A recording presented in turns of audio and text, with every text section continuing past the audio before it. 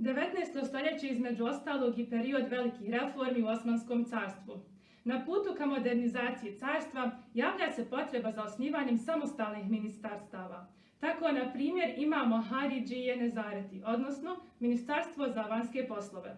Zanimljivo je za ovo ministarstvo što je sadržavao ured za prevođenje, gdje su se prevodili razni dokumenti koji su stizali iz raznih provincija, ali i iz drugih država. Zbog bogatstva građe u ovom ministarstvu možemo ga slobodno smatrati srcem osmanske birokratije. Situacija u provincijama nije bila drugačija. Bosanski valija, na primjer, Tahir Paša, piše o potrebama da se osniva ured za vanjske poslove ejaleta još početkom 19. stoljeća. U Bosni je sve više i više stranaca, stranih trgovaca, agenta, putopisaca i konzula. Kada bi htjeli posmatrati aktivnosti nekog od njih, neminovno je da se vratimo na kataloge Haridžije.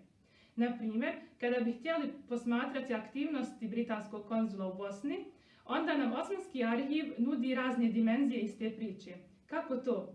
Bosna je tada bila osmanska teritorija i dešavanje u njoj su unutrašnji poslovi carstva. Tako da paralelno možemo naći istu priču kroz razne dimenzije u katalozima koji se tiču unutrašnjih poslova, dahilije, i ono što se tiče vanjskih poslova, ukoliko se odnosi na dopise konzula u Bosni ili ambasada u Istanbulu. Osmanski arhiv nam također nudi razne dimenzije iz te priče. Na primjer, navest ću jedan primjer, a to je u izvještajima britanskog konzula saznajemo da je 1860. godine ruski konzul dijelio neku brošuru. A u osmanskim dokumentima isto tako možemo pronaći da je valija Osman Paša preveo tu brošuru i poslao je zajedno sa originalom u Istanbul. Tako da imamo kompletan tekst brošure i tako priča dobiva više detalja i više značaja.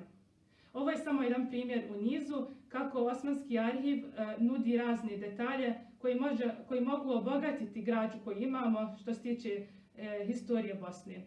Bitno je napomenuti, ukoliko ograničimo historiju Bosne u Osmanskom carstvu sa Berlinskim kongresom i Austro-Ugarskom, da je u tom periodu centar osmanske birokratije bio Yıldız dvorac i da samim tim u Yıldız katalozima ima dosta dokumenata o Bosni, ali katalog Haridžije su uvijek bili u prvom planu